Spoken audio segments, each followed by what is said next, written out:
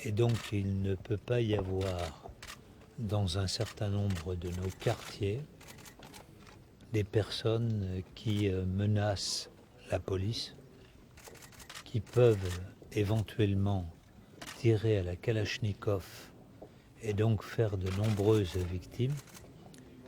Ce sont les populations de ces quartiers qui sont d'abord concernées. Moi, je pense aux mères de famille qui étaient là, aux enfants qui étaient là, qui auraient pu être victimes de ces tirs. Et donc, je demande que ces populations soient derrière nos policiers. Ce sont nos policiers qui les protègent. Il n'y a pas d'avenir dans la criminalité. Moi, je pense aux enfants qui aujourd'hui ont 8 ans, 10 ans. Je venais il y a quelques heures d'une cité populaire de Nîmes où l'on avait formé des jeunes avec des policiers pour essayer de leur apprendre ce qu'était la loi, ce qu'était l'ordre, et pour leur montrer qu'il y avait un avenir dans notre pays. C'est cette voie-là qu'il faut indiquer partout. Marseille, moi, c'est une ville que j'aime. C'est une ville qui a un grand avenir, à condition qu'on vienne à bout de ces phénomènes de bandes où l'on essaye de contrôler de cité en cité les trafics de stupéfiants.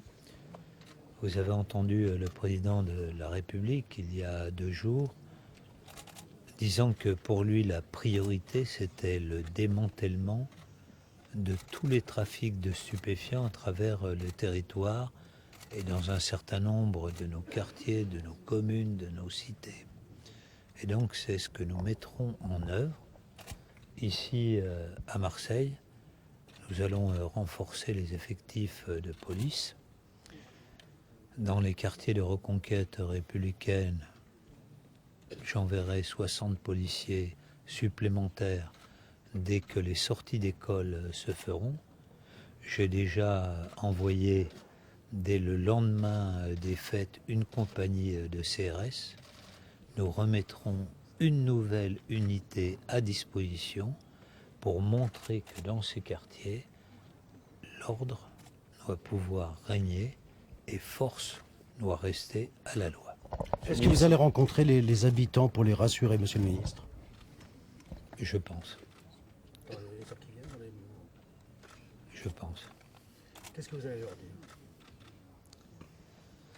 Je vais leur dire que les forces de police agissent pour eux et que nous souhaitons qu'eux-mêmes, leurs familles, leurs enfants puissent vivre tranquilles dans cette ville de Marseille, dans leur quartier, qu'aux mères de famille, on puisse les rassurer sur l'avenir de leurs enfants.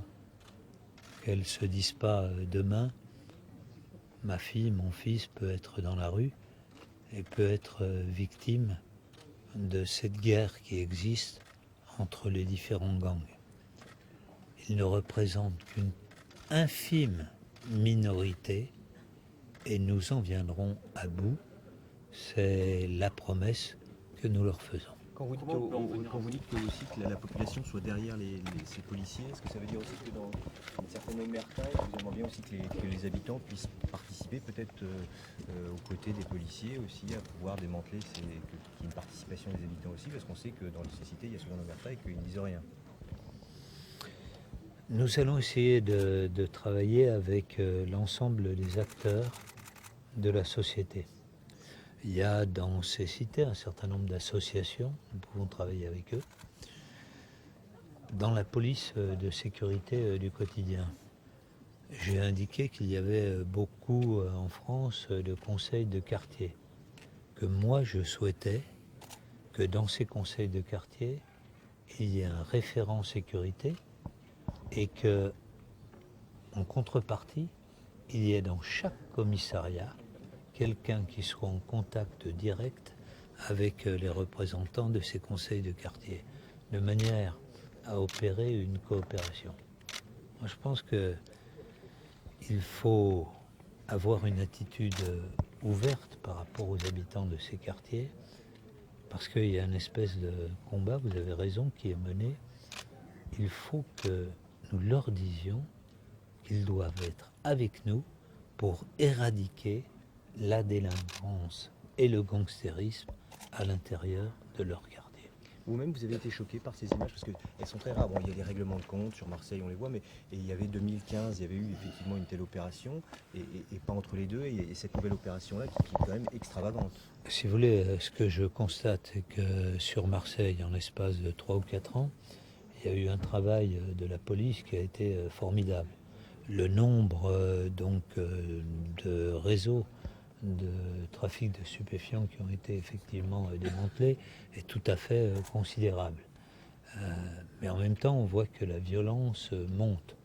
Donc nous devons montrer que face à cette violence, les forces de l'ordre républicain est plus fort que toute la violence des bandes.